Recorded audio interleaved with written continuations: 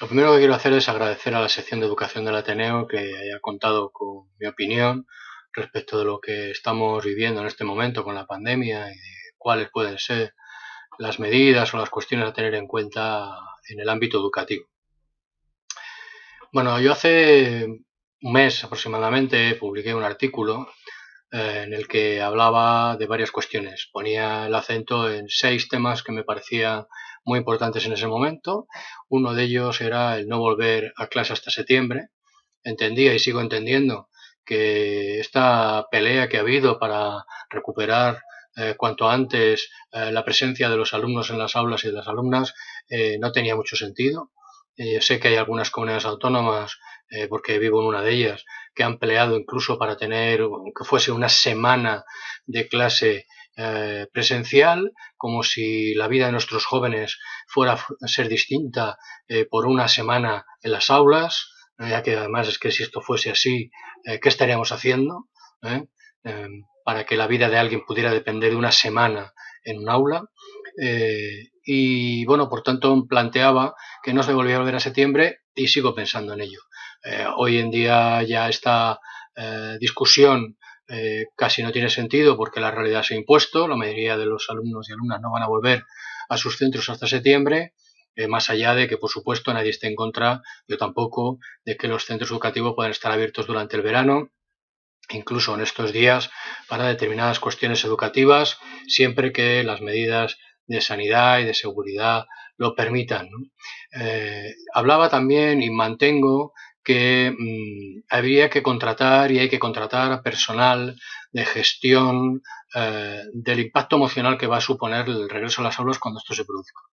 No se puede seguir pensando que todo el profesorado está preparado para gestionar adecuadamente la emoción, el estado emocional de sus alumnos y alumnas, incluso en sus relaciones con otros compañeros y compañeras de trabajo, porque esto no es real. Y no es real igual que no lo es en las familias. Tampoco todas las familias estamos preparadas para gestionar las emociones de nuestros hijos, nuestras hijas y de nuestra pareja, incluso las nuestras propias, por supuesto, en cualquier momento, ante cualquier situación, incluso como en este momento, en situaciones absolutamente extraordinarias que nadie ha vivido de forma cercana y por tanto no está preparada para asumir sin más. Entonces al profesorado no se le puede pedir que reaccione de una forma distinta a la que reacciona el resto de la sociedad. Y cada vez que los representantes de las familias, yo cuando estaba en ello y ahora estoy seguro de que también ocurre, planteábamos que al profesorado había que formarle en la gestión de las emociones propias y ajenas, a la gestión de las emociones dentro del aula y fuera de ella. Rápidamente algún representante sindical venía a decirnos: ya están ustedes diciendo que el profesorado está mal formado, y nada más lejos de nuestra realidad. Pero tampoco se puede plantear, nadie con sentido común plantea que los demás están preparados siempre para todo y en cualquier momento. No es así. Y además cualquier formación que llegue siempre será bienvenida, ayudará a mejorar los procesos, las decisiones, nuestra interacción con los demás y nuestra comprensión de nosotros mismos. También decía y mantengo que esta gestión del impacto es imprescindible porque habrá alumnos y alumnas y docentes que cuando todo el mundo regrese a las aulas no van a volver. Y no van a volver porque desafortunadamente la pandemia les habrá dejado por el camino. Y que estas situaciones no se van a ver hasta que la mayoría de la gente no regrese a las aulas y note las ausencias. Y que ante esas ausencias habrá que tener estrategias concretas. Y no se puede partir de la base de que, bueno, eso va a ser solo en algún aula, muy puntual. Los centros educativos, si no conocemos a todo el mundo, sí conocemos a la gran mayoría y además incluso, desde luego, vamos a conocer rápidamente que en aquella aula, en aquel grupo, aquella persona, aquel alumno, aquella alumna y sobre todo aquel docente, que ha sido un grupo más reducido, pasará menos desapercibido, ha ocurrido algo que no tiene marcha atrás, no tiene vuelta atrás. Y esto habrá que gestionarlo. Y no basta gestionarlo pensando en que los profesores son nuevos psicólogos improvisados. Esto es injusto. No solamente es irreal, sino que es injusto. No se puede cargar a los docentes con todo lo que pase en la sociedad. También decía y mantengo que hay que contratar a personal, recursos humanos de sanidad y de limpieza para labores de, por un lado, sanidad. El personal necesita estar preparado, ya no puede ser esa vieja reivindicación de, mire, vamos a ver si conseguimos que haya una persona, personal de enfermería en los centros, una enfermera en los centros. Esto no puede seguir siendo una realidad insatisfecha, tiene que ser una realidad. Sí o sí, este es un personal que tiene que estar en los centros educativos y no solo para la pandemia, sino con carácter general y no solo transitoriamente, sino con carácter permanente. Y este personal de sanidad tendrá que estar coordinado, lógicamente, con otro personal, médicos, médicas, eh, eh, expertos en epidemias, que en un momento determinado puedan realizar una labor de ayuda en la detección y en la atención adecuada al alumnado y al profesorado que pueda en un momento determinado dar síntomas nuevos, pueda aparecer contagios o sospecha de contagios. Tendrá que haber esa coordinación que permita afrontarlo rápidamente y tomar las medidas adecuadas de forma colectiva. Y el personal de limpieza y desinfección habrá que contratarlo porque ya no podemos seguir pensando en que determinados escenarios solo se limpiarán y desinfectarán cuando el alumnado y los docentes marchen de las aulas. Tendrá que hacerse en momentos durante la actividad lectiva, por ejemplo en los baños. Los baños no pueden seguir siendo un espacio a limpiar una vez al día cuando ya no está nadie. Tendrán que limpiarse, asearse y desinfectarse varias veces durante el día. Y eso lo tiene que hacer personal preparado para ello. Así que empleemos recursos humanos, materiales, en que esto sea posible. Los materiales que además no solo será proveer a este personal de material de limpieza, sino que será proveer a los propios centros, a los baños y al resto de las instalaciones, pero especialmente a los baños, de material como por ejemplo papel higiénico, aparatos de secado de manos automáticos que se pongan en marcha sin ser tocados o en su defecto expendedores de toallitas o de toallas higiénicas para el secado, además del material que más puntual como pueden ser los geles hidroalcohólicos y otro tipo de materiales. Y esto no puede seguir siendo una también tarea hacia el futuro, no puede ser una reivindicación insatisfecha, no podemos seguir partiendo de la base de que no podemos dejar estos materiales en los baños porque entonces nos vamos a encontrar los baños de determinada manera. Si se enseña el respeto y se enseña la conservación, se recibe una respuesta en ese sentido y los alumnos no dejan de actuar adecuadamente cuando nosotros nos damos la vuelta, sino que tienden a conservar lo que ven que está en buenas condiciones y tienden a no conservar aquello que se ve dejado. Así que actuemos desde ese punto de vista. Por otro lado, decía y mantengo, entonces tenían 4 meses, ahora ya solo 3, que había que abordar las obras que estaban pendientes, las fases que estaban pendientes. Convivimos con centros en muchas comunidades autónomas que vamos construyendo por fases como quien construye un castillo con piezas de juguete, ¿no? Ahora toca la torre, después el paso al levadizo y después ya poco a poco lo vamos juntando todo, ¿no? Esto no es así, los centros deberían de estar construidos en el inicio. Yo no descarto que no haya momentos en los que una construcción en 2 fases pueda ser adecuada desde un punto de vista organizativo e incluso económico, pero lo que no se puede hacer es seguir conviviendo con las obras durante muchos años en una actuación deliberada de que en la escuela pública la obra sea algo que esté conviviendo con el alumnado y que muchos pasen por un centro educativo y nunca lo vean acabado y siempre en unas condiciones imperfectas. Ahora es tiempo de potenciar esas obras, igual que se están dedicando esfuerzos para reactivar la actividad en empresas privadas, las obras de empresas privadas, ni que decir tiene que la obra pública debería de potenciarse y que este es un momento que ni pintado para que esas obras inacabadas o pendientes de realizarse se pusieran en marcha. Habitualmente se dejan para 2 meses, que siempre son escasos, teníamos 4, ahora tenemos 3, no perdamos más tiempo. Y por otro lado decía y mantengo que existe una cuestión que hay que abordar, que son las TIC, lo que algunos siguen denominando nuevas tecnologías y que ya no son tan nuevas, que no pueden ser herramientas que tarde o temprano acabarán llegando a los centros de alguna forma, sino que tienen que ser herramientas que estén presentes en los centros. Que estén presentes en los centros y de las que dotemos tanto al alumnado como al profesorado. A un profesorado que además por ley tiene que desarrollar una parte de su trabajo, 7 horas y media de las 37 horas y media semanales, en sus casas, fuera de los centros. Y por tanto, si eso es así, pues habrá que dotarles de las herramientas para que lo puedan hacer. No podemos seguir partiendo de la base de que ellos en sus casas pongan los equipos, pongan la conectividad, lo paguen todo, etcétera, etcétera, etcétera. Si les obligamos a trabajar en sus casas, porque la norma lo dice, tendremos que proveer esos recursos. Igual que cuando, por ejemplo, renovamos un Parlamento autonómico o el Congreso de los Diputados, pues se le dan nuevas herramientas, teléfonos, tablets, etcétera, a los diputados y diputadas porque les consideramos su trabajo imprescindible. Pues no menos imprescindible es el de los docentes y ya va siendo hora de que los tratemos en esa igualdad de condiciones, si se quiere ver así. Al alumnado igual. Si vamos a seguir dejando en manos de las familias una parte de esa enseñanza, no puede plantearse que sean las familias las que paguen estos recursos, paguen la conectividad, paguen las tablets en casa, paguen, bueno, en fin, determinadas cosas.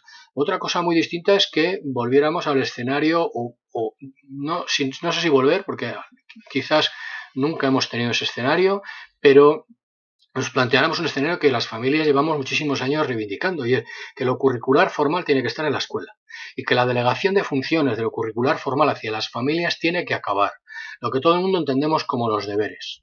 Eso debe determinar, y entonces si el profesorado desarrolla todo su trabajo en los centros y no lleva nada para sus casas, y el alumnado desarrolla todo el curricular formal en los centros y no lleva nada para sus casas, pues entonces tendría sentido esta no dotación a los docentes para sus casas y la no dotación del alumnado para sus casas. Dotemos bien a los centros, hagamos ese trabajo en los centros y cuando todo el mundo se marcha por la puerta, se olvida de lo curricular formal y está en otros espacios de aprendizaje, aprendizajes no formales e informales, que desde luego las familias tenemos que potenciar y que los docentes harán en su vida privada lo que quieran hacer con ello.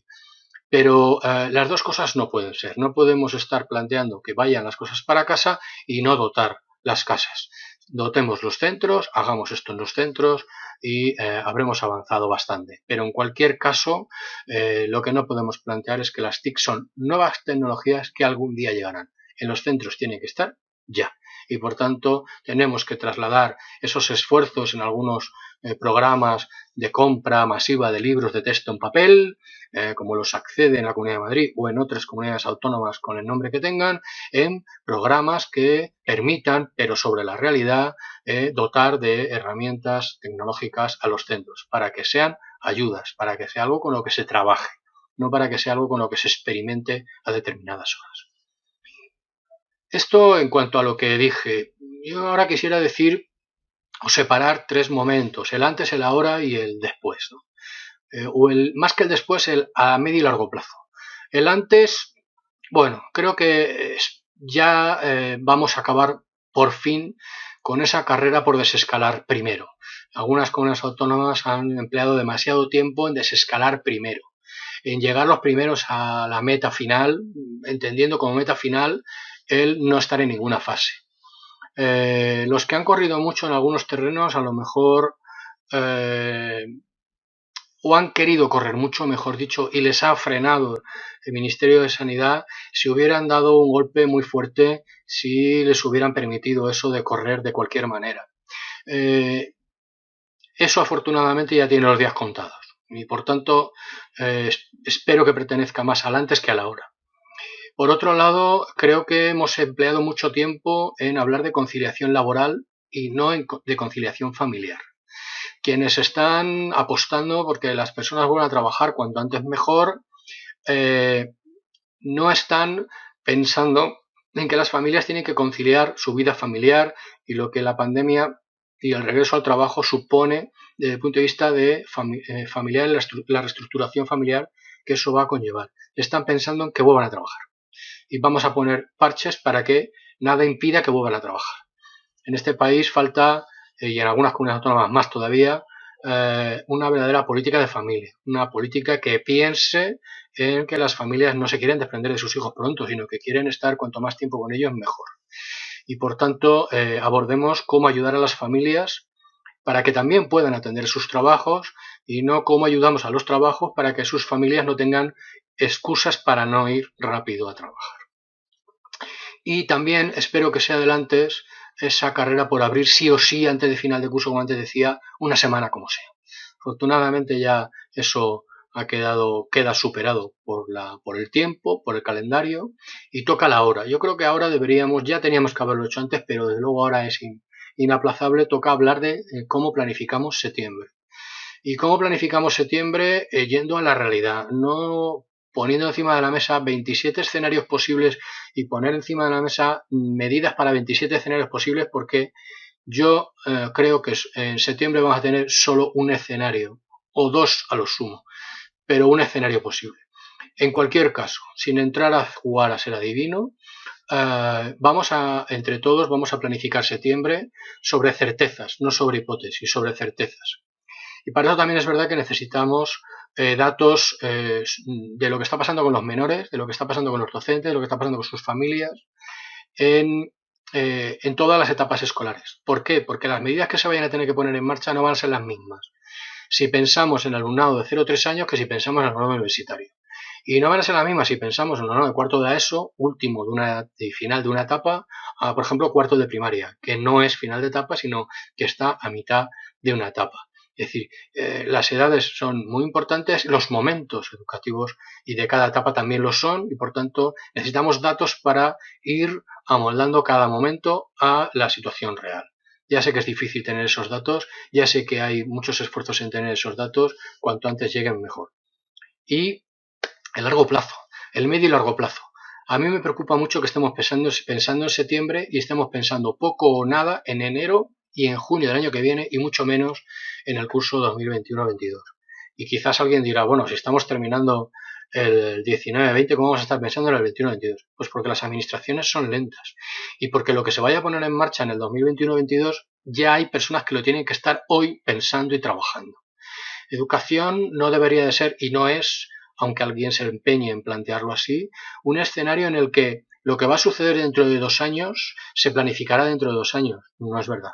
Se planifica ahora. Y si bien hemos tenido que, sobre la marcha, salir como hemos podido de una situación sobrevenida que nadie esperaba, sí sabemos que vamos a tener que enfrentar el septiembre próximo y vamos a tener que enfrentar el curso 2021-22 y los de después, ¿no? Por tanto, vamos a pensar no solo en septiembre, vamos a pensar en enero, vamos a pensar en junio y en el siguiente curso, sabiendo que vamos a tener una situación de provisionalidad, espero lo más corta posible, pero vamos a tener sobre todo un regreso a la normalidad o un paso a la nueva normalidad, como ahora se está llamando. Y que hay que ir trabajando ya en esos escenarios. Y para esto también quiero ligarlo con una cosa. Me preocupa mucho que haya demasiados intereses en convertir en estructural y, en definitivo, cuestiones que solo deberíamos de abordar desde un punto de vista puntual. Por ejemplo, el tema de la enseñanza, de lo que se ha denominado enseñanza a distancia. Porque para mí no ha sido enseñanza a distancia, ha sido instrucción a distancia. En la mayoría de los casos ha sido volcado de conocimientos, intentando hacer lo mismo que estábamos en las aulas, pero a través del ordenador y de la videoconferencia o como cada docente se haya organizado con sus alumnos y alumnas, como haya podido hacerlo, y una petición de trabajos y de deberes en casa. Eso para mí no es educación tal y como yo la concibo, sino instrucción. La educación es mucho más, porque la educación necesita socialización, necesita colaboración, necesita interacción entre personas, porque estamos construyendo personas, no recipientes de memorización en el que metemos contenidos que se van a quedar allí, que sirven para volcar en un examen y que después, por arte de magia, casi se van a quedar allí inmutables y no se van a olvidar. La educación es otra cosa, la educación es mucho más que eso. Eso tiene que estar, seguramente, en la medida en la que seamos capaces de ir a nuevos métodos de enseñanza. Podremos sustituir los viejos, pero tendrán que estar, tendremos que convivir con ellos, pero la educación es mucho más. Y lo que me parece muy grave es que haya quien esté interesado en que la enseñanza a distancia se convierta en algo con lo que haya que convivir, en algo con lo que haya que trabajar ya de forma definitiva, porque eso puede ir sustituyendo poco a poco la enseñanza presencial por otra enseñanza muy distinta, y eso para mí es muy peligroso, porque vamos a un escenario distinto de instrucción y no de educación, y no de generación de personas y de una visión ciertamente más completa y más crítica de la sociedad por la interacción con los que son distintos a nosotros. Y también podría poner el ejemplo en el terreno de las aulas, ¿no? Los que convivimos en comunidades autónomas que hacen de la excepción norma, sabemos que la pérdida de espacios, algo que ahora coyunturalmente puede ponerse encima de la mesa, puede tener el peligro de que se conviertan en espacios perdidos definitivamente. Algunas comunidades autónomas, repito, la mía ha sido así, espacios que hemos perdido no los hemos recuperado o difícilmente los hemos recuperado, y ahora vamos a estar abocados a esta nueva posibilidad, a perder espacios a favor de una bajada de ratios. Yo no digo que no haya que hacerse, pero hay que tener mucho cuidado en cómo hacemos las cosas, en la dinámica de perder esos espacios de forma definitiva. Y pensar también en que las medidas que tomemos de reincorporación de profesionales y de contratación de personal, incluso docente, no puede ser algo que genere una gran expectativa y luego una gran desilusión, sino que lo que incorporemos tenga avisos de continuidad, tenga avisos de estabilidad. Por tanto, me preocupa mucho esta situación por la que, por un lado, lo provisional se puede convertir en definitivo, y, por otro lado, también que lo que pudiera plantearse como definitivo después se vea que es solo provisional y genere una frustración añadida a determinadas personas, colectivos o reivindicaciones que se consideraban conseguidas y en poco tiempo puedan volverse hacia atrás. Os agradezco mucho haberme permitido dar mi opinión en este momento. Espero contribuir a ese debate que creo que se debe de producir. Con ese ánimo traslado estas inquietudes que tengo, esta visión que traslado, y gracias de nuevo, y espero ver que ese debate es fructífero y escuchar otras opiniones diferentes que me puedan también abrir los ojos sobre cuestiones que me estén pasando desapercibidas. Muchas gracias.